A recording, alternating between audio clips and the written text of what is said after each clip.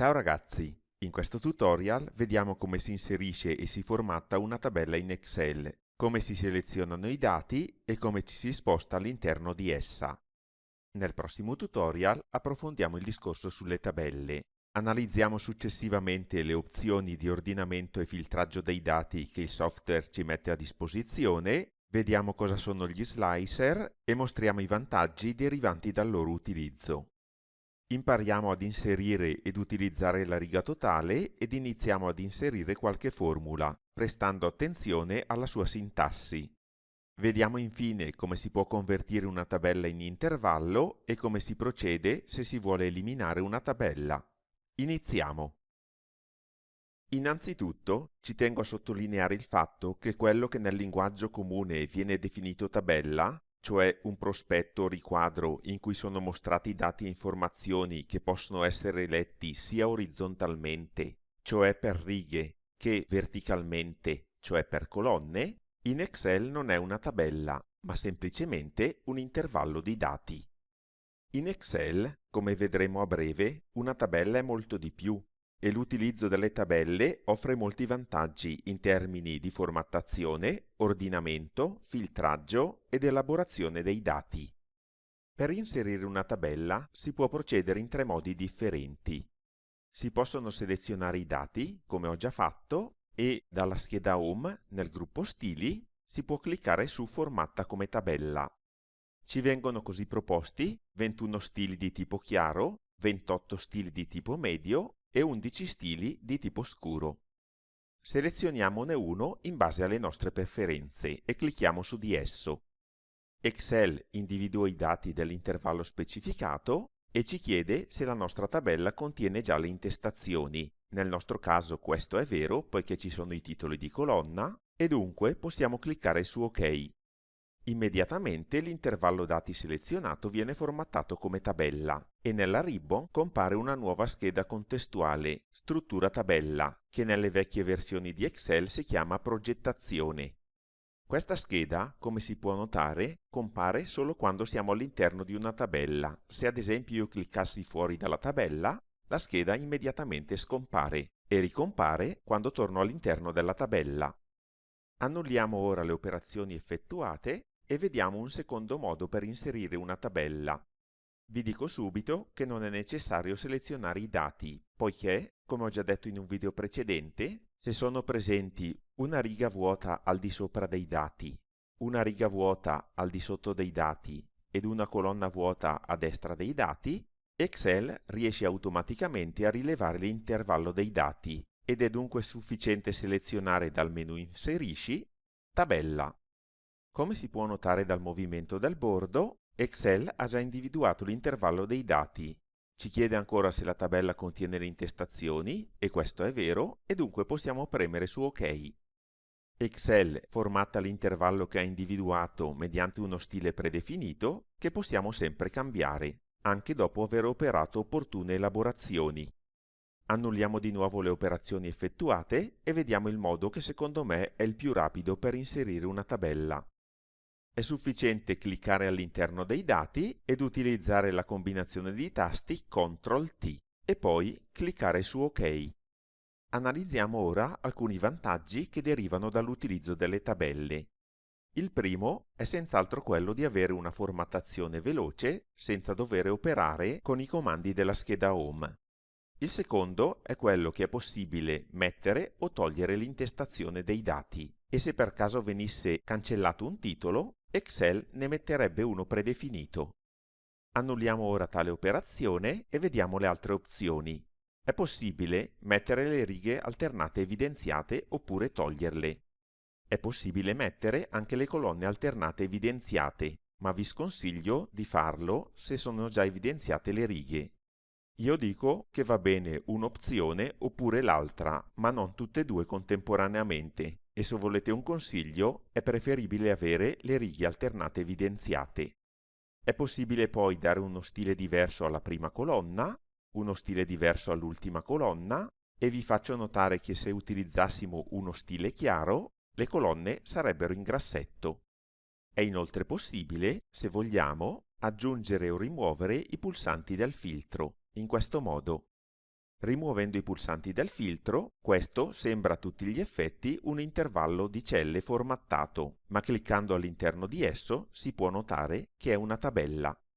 Io di solito lascio attivi i pulsanti, in modo da operare più velocemente sia gli ordinamenti che il filtraggio. Un'altra operazione che vi consiglio di effettuare subito appena si inserisce una tabella è quella di assegnarle un nome, scrivendolo nel campo nome tabella e ricordandosi che un nome non può contenere spazi, quindi il mio consiglio è quello di utilizzare le iniziali maiuscole per ogni parola inserita, oppure di separare le parole mediante un trattino basso. Quando il nome è stato inserito, bisogna premere su invio, altrimenti il nome non sarà assegnato. La presenza del nome può essere confermata cliccando qui sulla freccetta della casella nome. Compare infatti il nome assegnato alla tabella e cliccando su di esso verrà selezionata l'intera tabella, a parte le intestazioni. Questo nome, a differenza dei nomi assegnati nel foglio di lavoro che tratteremo in un successivo tutorial, non può essere eliminato dalla scheda formule nel gruppo nomi definiti attraverso il pulsante gestione nomi, poiché, come si può notare dal pulsante in grigio chiaro, l'opzione elimina è disattivata. Per eliminare il nome di una tabella è necessario eliminare l'intera tabella oppure convertirla in un intervallo. Analizziamo ora altri vantaggi derivanti dall'utilizzo delle tabelle. Quando abbiamo a che fare con grandi intervalli di dati, non formattati come tabella, come ad esempio nel database visto nel tutorial precedente, quando facciamo scorrere il foglio di lavoro verso il basso, come si può notare, scompaiono le intestazioni di colonna, rendendo difficile la comprensione dei dati. La stessa cosa accade con le tabelle, se la cella attiva si trova al loro esterno, ma se selezioniamo una cella appartenente alla tabella e facciamo scorrere verso il basso, succede questo. Le intestazioni di colonna della tabella vanno a sostituire le intestazioni di colonna predefinite, cioè le lettere A, B, C e così via.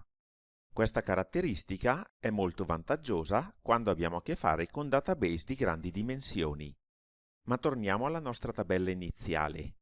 Un'altra caratteristica delle tabelle è la loro espandibilità. Selezionando il triangolino verde in basso a destra di ogni tabella, si può trascinare la selezione verso il basso oppure verso destra, espandendo così la tabella. Come si può notare, anche la formattazione dell'ultima colonna si è spostata dalla colonna divertimento alla colonna con il nome predefinito colonna 2. Ridimensioniamo di nuovo la tabella e vediamo come ci si sposta velocemente all'interno di essa e come si selezionano le sue parti. Per selezionare tutta la tabella, comprese le intestazioni, è sufficiente posizionarsi sul suo bordo e quando il cursore assume questa forma è sufficiente fare un clic e tutta la tabella viene selezionata. Per poter selezionare invece i dati contenuti nella tabella senza le intestazioni, cosa che ci verrà molto utile quando filtreremo i dati, si può procedere in due modi differenti. O ci si posiziona qua in alto a sinistra e quando il cursore assume questa forma si fa un clic con il mouse e come si può notare tutti i dati sono stati selezionati ad eccezione delle intestazioni, oppure, come abbiamo già visto in precedenza, si può utilizzare la casella nome e selezionare la tabella. Per poter selezionare una sola riga, al posto di selezionare in questo modo, come si fa di solito, si può semplicemente cliccare qui a sinistra quando il cursore assume questa forma. È evidente poi che per selezionare più righe è sufficiente cliccare e trascinare verso il basso, mentre per selezioni non adiacenti è sufficiente posizionarsi qui a sinistra, cliccare, premere il tasto CTRL e poi cliccare su altre righe. Per quanto riguarda invece la selezione di una colonna, è sufficiente posizionarsi qui in alto quando il cursore assume questa forma e cliccare con il mouse. Per selezioni adiacenti è sufficiente cliccare e trascinare, mentre per selezioni di colonne non adiacenti è sufficiente cliccare sulla prima colonna, premere il tasto CTRL e cliccare successivamente sulle altre colonne. Per quanto riguarda infine gli spostamenti veloci all'interno di una tabella, vi faccio notare che cliccando sul bordo superiore di una cella la cella attiva si sposta nella stessa colonna sul bordo superiore della tabella. Cliccando sul bordo inferiore della cella, la cella attiva si sposta nell'ultima cella della stessa colonna. Cliccando sul bordo sinistro, la cella attiva si sposta sulla stessa riga all'estrema sinistra, mentre cliccando sul bordo destro, la cella attiva si sposta all'estrema destra sulla stessa riga. Se però la cella attiva è una cella dell'intestazione e clicchiamo sul bordo inferiore, verrà selezionata tutta la colonna della tabella. Vediamo ora un'ultima importante caratteristica delle tabelle, che è la loro espandibilità verso il basso o verso destra. Per poter espandere una tabella verso il basso è sufficiente posizionarsi in una riga sotto la tabella e iniziare a digitare. Confermando l'immissione con il tasto Tab oppure con l'invio, la tabella si espande verso il basso e si autoformatta. È così possibile inserire nuovi dati e spostarsi da una cella all'altra, preferibilmente utilizzando il tasto Tab. Un altro modo per espandere la tabella è quello di posizionarsi nell'ultima cella in fondo a destra e di premere il tasto Tab. Viene generata automaticamente una nuova riga autoformattata. Continuando a premere il tasto Tab e inserendo nuovi dati, la tabella si autoespande così verso il basso. Come avete già potuto notare, il modo migliore per posizionarsi, spostarsi ed inserire i dati all'interno di una tabella è quello di premere il tasto Tab. Per quanto riguarda infine l'espandibilità verso destra, è sufficiente posizionarsi in una colonna a destra della tabella, digitare una nuova intestazione e premere Tab oppure Invio. Automaticamente la tabella si espande verso destra e la formattazione dell'ultima colonna si sposta qui a destra.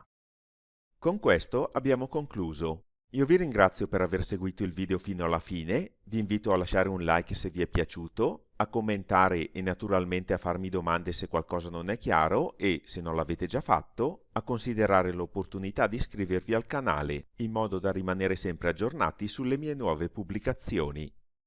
Nel prossimo tutorial analizzeremo le caratteristiche più importanti di una tabella, già descritte nella parte iniziale di questo video, vale a dire l'ordinamento e il filtraggio dei dati, l'utilizzo degli slicers e della riga totale, la sintassi delle formule, l'eliminazione di una tabella e la sua conversione in un intervallo. Vi aspetto! Ciao!